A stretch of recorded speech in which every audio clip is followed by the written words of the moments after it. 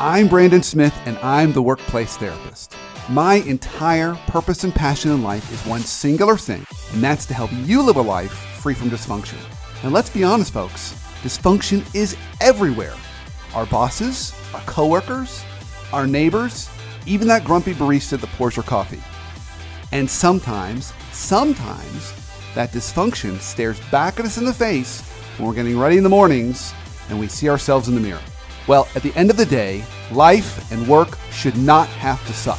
The purpose of this show is to help you overcome those roadblocks in your life to help you realize the life you've always wanted. This is the Brandon Smith Show. I'm your host, Brandon Smith, and the purpose of this show is one singular thing, and that is to help you live a life free from dysfunction. So for today's topic, I am really excited. We are going to be talking about how to live your life more strategically, or more importantly, are you living your life strategically? So to take on this topic, I've got my really good friend who also teaches strategy at Emory's Business School, John Kim. John, thanks for coming today. What a great time. So talk to us a little bit about what you do, and then give us kind of a 3-minute version of your story. Like, how did you end up doing this in the first place? Yeah, that's a great question. So I graduated 25 years ago, and I've spent the last 20 years in management consulting, strategic planning, spending a lot of time on planes, doing PowerPoint, talking to executives, right? That sounds very glamorous. Oh, very corporate-y, right? It's serious when people take pride in how many platinum status they have in their hotels. Yeah. Yeah, that's what my Monday to Thursday life. But recently, turn of events, I'm teaching at Emory Business School, Goizueta, and teaching strategy to 175 super motivated and smart undergraduates, and teaching them the topic of strategy, and that's kind of why we're here. Yeah, so there's a couple reasons why I brought you on. One, because of your expertise, and I love that. The other part of it is you and I have a connection, Sure. In that we went to business school together. Yeah, we sure did. A long time ago.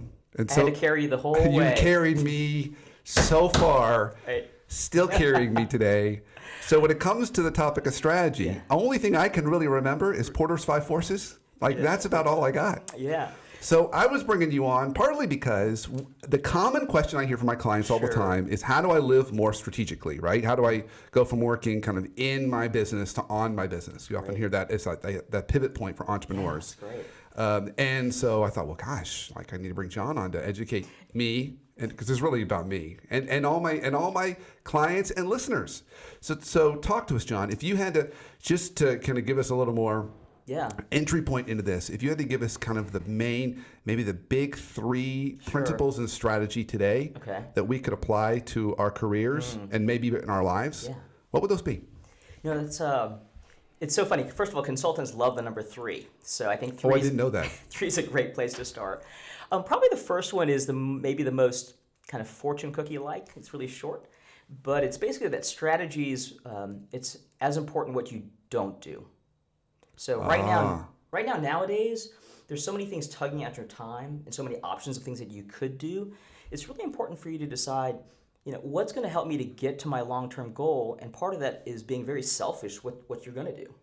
And I think that what's really important is that if you're confident in what's going to help you to get to your North Star, get to your destination, and you create an environment of trust with people that you can work with, they're going to understand if you say, hey, I'm a little bit busy, but I need to focus on this.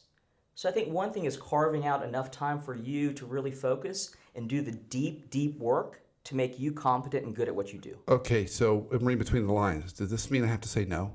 You have to say no. Why did I bring you on this show today? Exactly. This is a major mistake. Tim Ferriss, I'm a big fan of podcasts, as you know, and that's why I'm here today. One thing Tim Ferriss says is he makes a choice between either do I want to really say, hell yes, I really want to do this, or not really. And he only does things that he really wants to do. And that might be a good way for you to sort out the things that are super important and things that aren't. Okay, all right. So I'm gonna stay on this for a minute because here's a common challenge I've got. In fact, I taught a class last week on how do you get recognized as a high potential, and this was for full-time MBAs. Right. And the common consensus amongst a panel of HR leaders that came on was they said in the beginning of your time in a new role or job, you say yes to everything, right? So so we're getting this little Sure. it gets harder. Sure. Tim Ferriss has already kind of gotten to the Tim Ferriss level. Course. So now he's like, well, I don't need to do that True. because I'm Tim Ferriss. As- I don't think I'm quite there. No, I think you're probably pretty close to there. But I think the point is also that, you talk about relational equity on your blog and on your website. When you first join an organization or join a church or join anything, even a neighborhood HOA, you have zero relational equity. So let's make sure that you're getting deposits. And actually, in The Godfather, they talk about a favor as a debt uncollected. Yeah. Right? So when you first join, you're really not in a position to say what you're going to do and not do. But that said, second thing about strategy, so the first one is basically make sure that you carve enough time out to really focus on the things that are important and say no when you have to. But the second one too is I think strategy is long term. So whenever you hear a company say, oh, the strategy for this year is A, B, and C, that's not a strategy. That's a tactic. Oh. Okay. Oh. So when you think about strategy, you're making tough decisions a lot of time that you can't even reverse. You started this podcast, you're going to do this podcast. That's a strategy. You're going to do it for 5 years, right? You're not changing your mind all the time. So strategy is definitely long term. So I think that's very helpful too. Okay. So, all right. Okay. So the first one is saying knowing what you're not going to do. Yep. Can you think of an example of since I'm going to put your faculty hat on for a minute. You think Sure. of an organization, firm, or company that does a good job of saying no. Is there one that comes to mind for you that you're like, wow, if you want an example, lift up this company? Yeah, that's a great question. I think it's harder and harder to find now than in the past. Yeah. I guess we're in Atlanta, so the first one obviously would be Chick-fil-A, where one of us had probably ate over the last week. They say no to opening up on Sundays. Yeah. I remember one time Warren Buffett was actually considering investing in Chick-fil-A, and one of the questions, obviously he ended up not, but one of the questions that Chick-fil-A actually had to Warren Buffett was, are you okay with us, not being open on Sunday? And he said, well, if you sell as much chicken as you do now, I don't care if you close on Saturday too. Yeah. And right? I love that as an example because they're number one in revenue per store in the quick service restaurant industry, and they're only open 6 days a week. Right. So it's not an issue for them, but it's a very not a very intuitive decision. Sure. Because they'll tell you that Sundays are the most profitable restaurant days or revenue producing days of the week. People go out to lunch or dinner on Sundays. I think that's probably good because maybe now that we're talking and I actually had some coffee, that I'm starting to feeling about the third point I would probably say is that strategy is a lot about being different. So, in that HR example, you just joined a company, or do you really want to be a troublemaker? Do you really want to say no all the time? Probably not, clearly. But if you think about the strategy for your life over 10 or 15 years, you definitely want to be different. Yeah. Because the idea is that in the short term, if I just copy what you're doing well and copy what she's doing well and copy what they're doing well, at the end of the day, you're becoming some kind of Me Too version of that. So your website is going to be Me Too. Your resume is going to be Me Too. Your experience is going to be Me Too. Your stories are going to be Me Too. And, on some level, you can live a really good life, but are you going to be remembered long term? Are you going to put a dent in the universe? That kind of talk. Are you going to leave a legacy? Are people going to drive across town to pay money to hear you talk? Probably not. Man, this is getting heavy. Yeah, you're probably not. Probably not. So that's what strategy is. It's a pretty high bar, I guess, is the point. Okay, so all right, I'm going to add another kind of push on that. So I heard from the panel last week, someone said, and I thought this was an interesting comment. They said, you are a reflection of the 5 people you hang out with the most. Which I think is kind of a cool statement. It's like, who do I want to hang out with? But then to your point, it's like, then I don't want to be. How do you balance this? I perfectly believe that's true, that you are the average of 5 people you spend time with. I think the dark, cynical question is, does that mean you're constantly upgrading your friends? That's a different. Oh my gosh. That's a different dark. Dude, I got to upgrade my friends. That's a different, darker conversation. Well, I've really enjoyed spending my time with you, John. Well, it was a great time. Thanks. No, but I think it's kind of true, right? I remember reading somewhere that you are the people you meet and the books that you read. And part of that, I think, has to do with, are you intellectually curious and getting better? The world isn't standing still. And Brandon and I, we're old enough to remember, world before the internet. We're actually remembering I stuff. thought you were about to say World War II, and I was going to get a little concerned. I know. Don't let the white hair fool you. He had that when he was 30 years old too. It's always been there. But no, I think it's true. I think you are kind of the average of the 5 people you spend time with, and that's one reason for me. I think it's really important to, listen to audiobooks or listen to podcasts. I probably listen to maybe 20 hours of podcasts a week. From Tim Ferriss to James Altucher, Tony Robbins, Dave Ramsey. These are people in the past, you would actually have to pay money to go downtown to hear them speak. Now you can get it for free during your commute. So I really think it's a huge tip that I want to give people.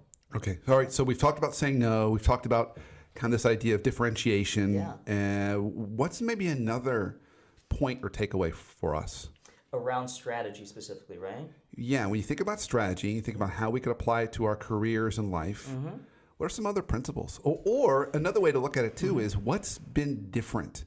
So when I see research and work on strategy today, it's a little different world because of the uncertainty and ambiguity and more difficulty in being able to plan. Right. No, that's a good point. I think strategy has changed a lot. When you think about, first of all, the practice of strategy, the study of strategy is about 50 years old. They used to just call it management. So versus other fields, it's actually newer. That said, when you think about strategy from the General Electric days, the 1980s and stuff like that, there was a lot about strategic planning. So you get a lot of executives, they have a 3-day offsite, they have a facilitator, a lot of Post-it notes, and they put together a binder that's so big you can't even carry it, right? And then they don't look at it during the year.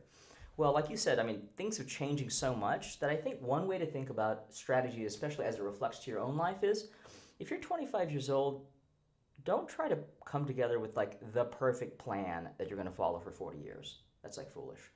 Instead, think about what are you trying to achieve, and then also are you learning how to learn? Are you thinking about thinking?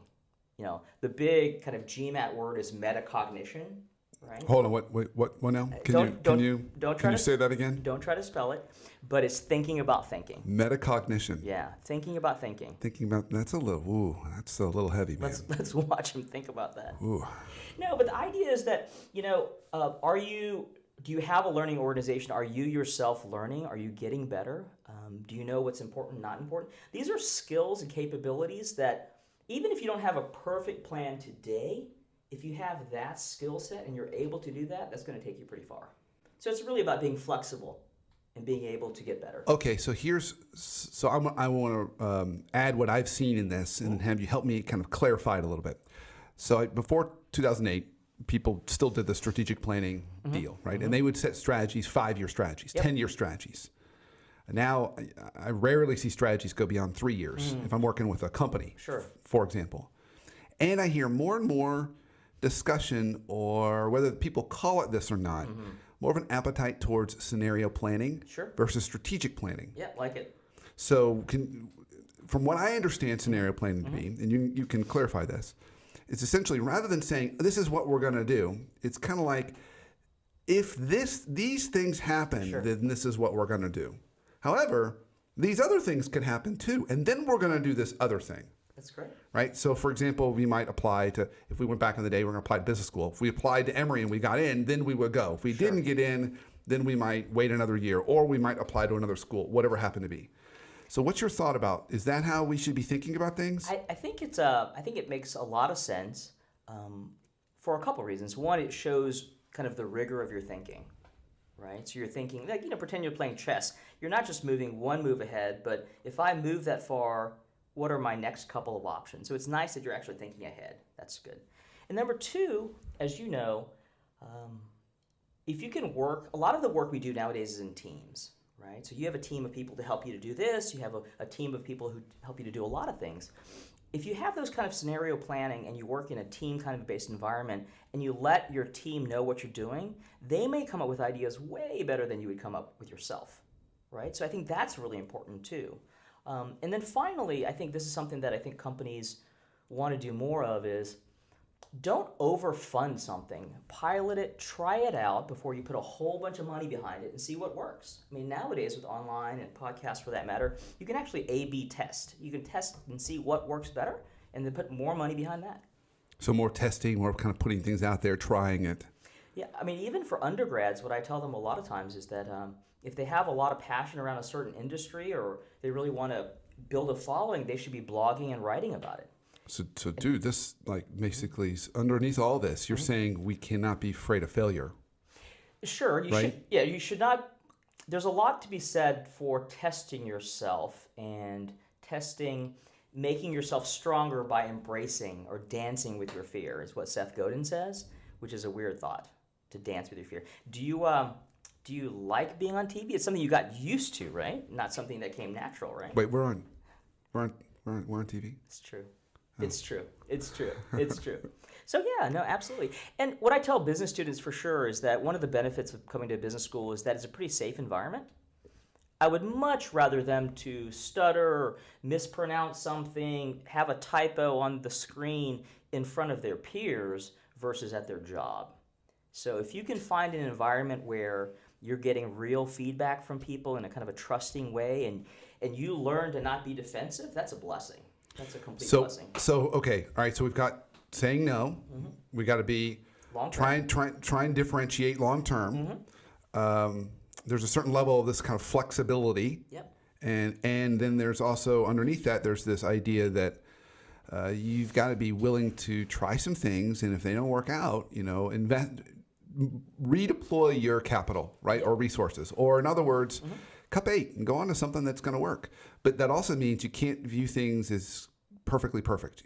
Perfectly perfect is not going to allow you to be very strategic, is what I'm hearing you say. Sure. Right? And I'd like to build on one thing on that. So Seth Godin, for you guys who have never heard of him before, he's a marketer, genius. If you just type in the word Seth, S-E-T-H, into your browser, his blog will come up. You should subscribe to it. It's pretty good. He wrote a book, among many books, called The Dip, D-I-P. Here's his thing, and you have to kind of munch on this for a while mentally. His point. I'm still munching on metacognition, but go ahead, please. I know. So something else for you to kind of. I'm thinking about thinking at the moment. So awesome. It's a little. Awesome. I don't know what else room I've got. Awesome. But go. One thing he wrote about. He wrote a book called about the dip, and the point of the dip is, you should quit if you think that you're going to quit in the future. Quit now. So that's a little counterintuitive, but his argument is, don't start something and then when it gets difficult, quit then. That's absolutely the wrong time to quit. In other words, don't quit because it's hard. If it's worth doing, of course it's hard, right? So there's a little bit of resolve there. I agree. You want to test and you want to try different things and put your resources behind what works. You definitely want to decide what's most important for you to do. But don't stop when it starts getting difficult. There's something around something around grit that matters. Yeah, but you're hinting underneath that. You're hinting about passion and purpose. There has to be that in you. So what I interpreted what you just said was, if you're sitting around and it hasn't gotten hard yet, and you're thinking you might quit later, well then quit now. Yes. Because there's no passion or purpose. You're not excited. Versus, waiting later. But if you have passion and purpose, then you should absolutely pursue it and stick with it. Absolutely. I often talk about one of my big beliefs is what makes leaders versus managers is leaders put energy in a system, right? So managers do stuff like accountability, systems, structures. Leaders do stuff like inspire, set vision, change agents. It's all stuff that has to do with energy. Yeah, I like that. So what I'm hearing you say is you don't have energy about it. Then bail now, find something you do, and then really double down. So that's another kind of litmus test for your career and life strategy. Would you have energy for it, passion for it? Did I get that right? I think that's absolutely right. Cool. One tag-on thought that he has, which I like a lot too, and I told this to my business students, the kind of jobs or the kind of work that you typically want to do, the kind of work you're going to get paid $150,000, $250,000 to do in the future, it's messy work. So you want to be solving difficult problems. And so if you're in a situation in your career, in your life, where you're doing something that's kind of easy, you probably should be worried. Because what that means is that at some point, whether it's automation or technology or outsourcing or something, what you have isn't really unique, and it's not going to be yours for very long. Think of Who Moved Your Cheese from, 20 or 30 years ago. But the idea is that there's a little bit of a mindset for us to really be intellectually curious and kind of go for something, it should be a little bit tough and messy. That's not a bad thing. I often hear people really resist this idea, but you're hinting at this one too, is that down the road to really be strategic, you have to be a specialist to a certain degree. You have to specialize in something, right? You've carved out a niche to where your unique set of skills and competencies are different from others, and hence you're valuable, which is kind of the opposite of what you just said there, right? Which was, if you're doing something that's easy that everybody could do, right, that you should be worried, right, because you're not in a strategic position. That's correct. Absolutely. It's, there's a lot of academic literature, and while I've prepared for the class, one thing nice is you don't really learn something as much as when you try to teach it to other people. So if you really want to become an expert, try to teach it to somebody. That is like the hardest thing in the world, but also super fulfilling. And related to your point, I think one of the ideas around what are you uniquely good at that doesn't go away, that is not easy to find, and that you can put it together in a way that's very hard to imitate, right? So if, think of Porsche, for example, right? They have a brand, they have technology, they have a lot of things, they have a dealer network, they have a lot of things that they can put together in a very unique way, so that, Porsche, their tagline for so many years was, Porsche, there is no substitute. And so the question is, Brandon, there is no substitute. John, there is no substitute. You want to be able to finish that sentence. So it's not just the one attribute that you bring to the table. No. It's taking an inventory of all your attributes and the unique combination of them that makes it very difficult to replicate or imitate. And using that. I mean, think about like one of the oldie goldie cases for business school is Southwest, right? So for those of you who haven't flown Southwest, they fly point to point. So they go from A to B to C to D. So if you want to get to D from A, you're going to be stopping in some cities. So it's point to point, right? Also, they use the same planes. They don't have big planes and small planes. They have one kind of plane. There's a lot of things that they've chosen not to do, which allowed them to be very good at it. But over the past, you saw United, Delta, Continental all try to create their Southwest Light version, failed. Because what Southwest is doing is more than just point to point. They're doing a lot of things together that makes it difficult for the competition to copy. Like what? Well, I mean, all those things help each other. So, for instance, one thing about their culture is it's not uncommon for people whose job it's not to move luggage, right? Yeah. But if you had a different airline, you're like, hey, that's not my job. You move the luggage. I'm the ticketing person. But if their goal is to get that plane out of the gate in 20, 25 minutes, all hands on deck. And so culture, I know you're a big fan of culture. I am too. I think culture trumps strategy. Culture is very fragile. It's easy for it to die. But when it's there and it's strong, I mean, that's just impossible to copy. Can I tell you my favorite Southwest story? Do tell. Okay, so I had, this was an exec ed session. I had a participant in the session, and he just flown on a Southwest flight. And he said, I was flying on the flight. I get on, and the flight attendant came on, and she said, happened to be female. She came on, she said, this is our last flight of the day. We're really, really tired. So normally I'm supposed to hand out pretzels.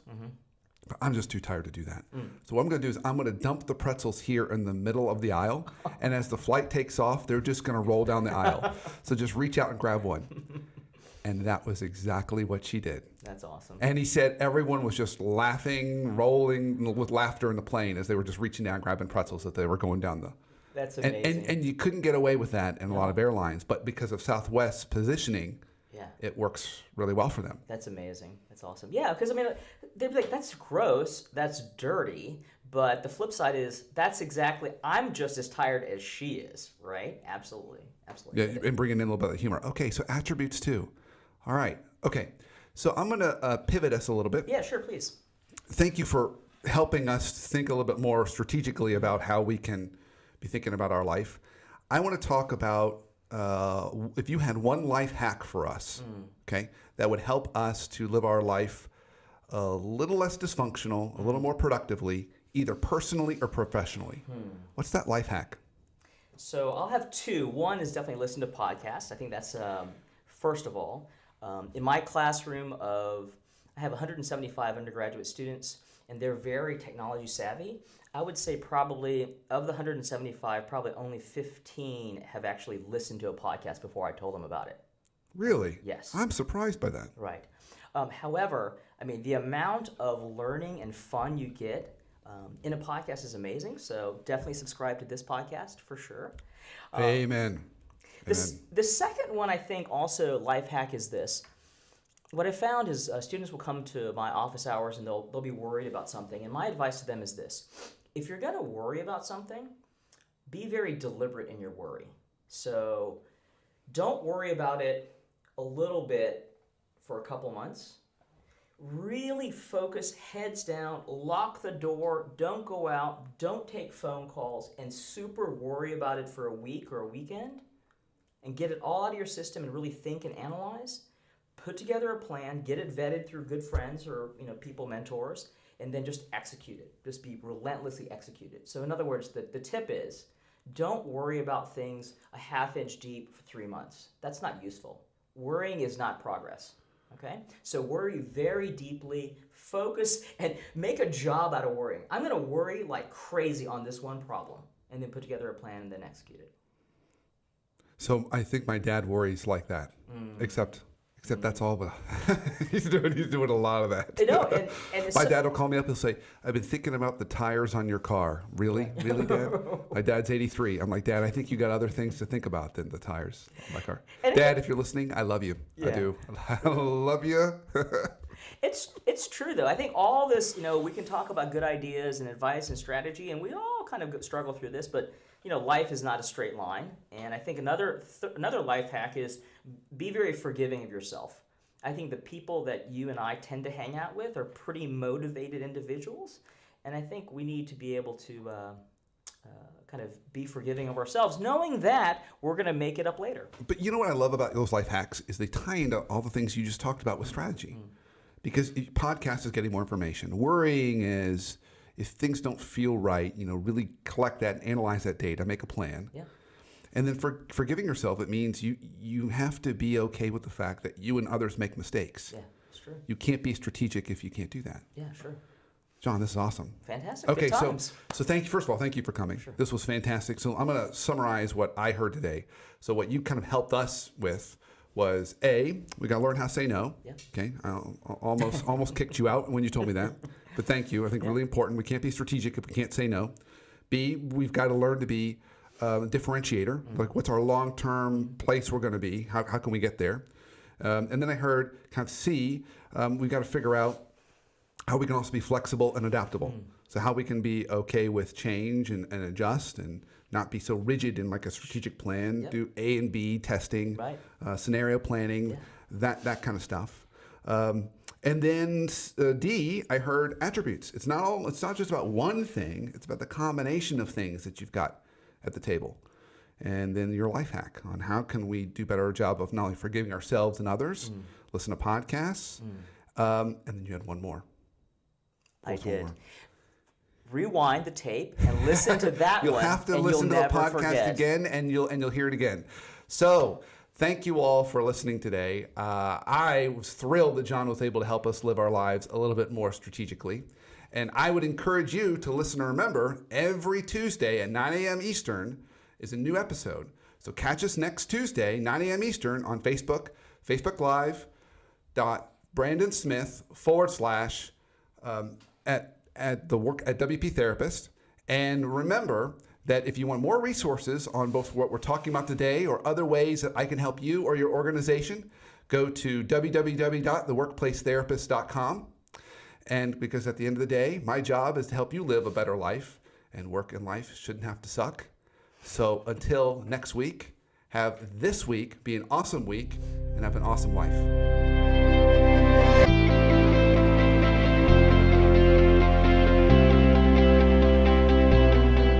I'm Brandon Smith, and I'm the Workplace Therapist.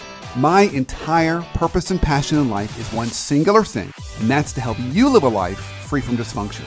And let's be honest, folks, dysfunction is everywhere. Our bosses, our coworkers, our neighbors, even that grumpy barista that pours your coffee. And sometimes that dysfunction stares back at us in the face when we're getting ready in the mornings and we see ourselves in the mirror? Well, at the end of the day, life and work should not have to suck. The purpose of this show is to help you overcome those roadblocks in your life to help you realize the life you've always wanted.